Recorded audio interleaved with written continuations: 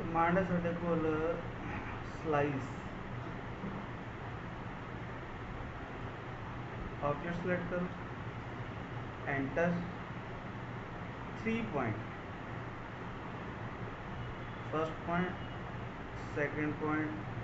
Third point किहड़ी side चाहिए मैं कही याद मतलब स्लाइस का काम की है एक तरीके ना सैक्शन कटना है भी आप विचों कटना है जिदा केक नहीं कट 3 पॉइंट चाहिए यार इन्हें आप एक पॉइंट आ लिया दूजा ये लिया थले तीजा किसी भी पोर्शन तो कट सकते हैं जेडे भी 3 पॉइंट दे देंगे वो अकॉर्डिंग कट दूँगा slice object select enter 3 point पहला पॉइंट है दूसरा पॉइंट है तीसरा पॉइंट केड़ी साइड चाहिए मैं कही यार ठीक है ना जे आप सपोज करो इदा ले लेंगे slice object select enter 3 point first point second point third केड़ी साइड चाहिए मैं थले उन्हें वो पॉइंट के अकॉर्डिंग कट ठीक है ना मतलब सिंपल है कि कटना शुरू कितों करना ऊपर कितने तक जाना तो थले कितने तक जाना केड़ी साइड चाहिए मैं कही ठीक है ना AutoCAD 2019 स्लाइस कमांड कर रही है slice object select enter 3 first point second point third केड़ी साइड चाहिए ये तो की बोथ साइड कर देंगे तो दोनों साइडा रहनियाँ ये अलग अलग होगी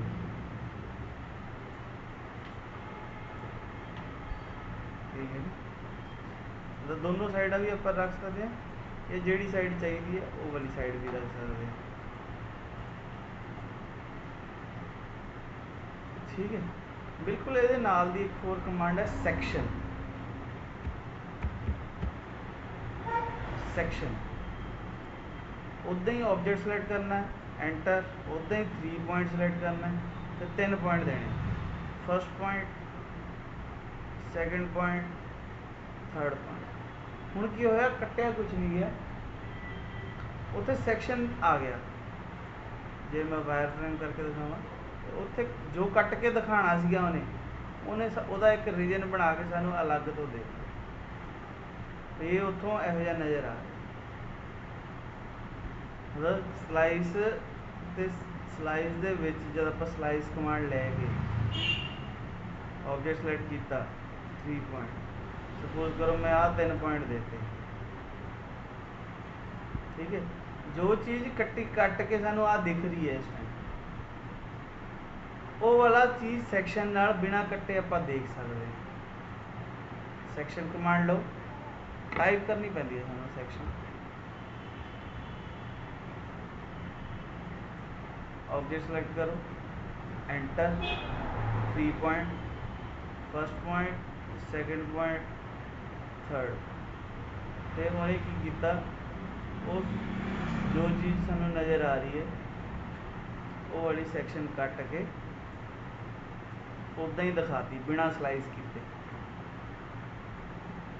ठीक है समझ आया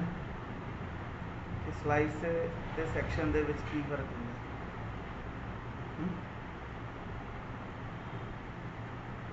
एक स्लाइस कमांड है एक सैक्शन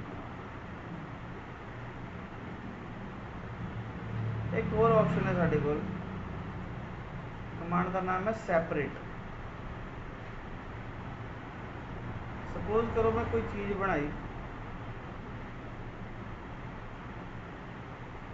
तो इनू सबट्रैक्ट करता ठीक है हुण असूलन तो ये दोनों विचों कट्टे गए पर जब आप इनू मूव करके देखते हैं तो ये दोनों जुड़े हुए आपस के सैपरेट कमांड लो ऑब्जेक्ट सिलेक्ट किया एंटर एंटर तो की फायदा होया ये अलग हो गया वो अलग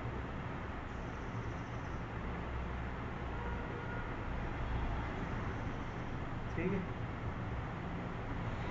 स्लाइस कमांड समझ आ गई।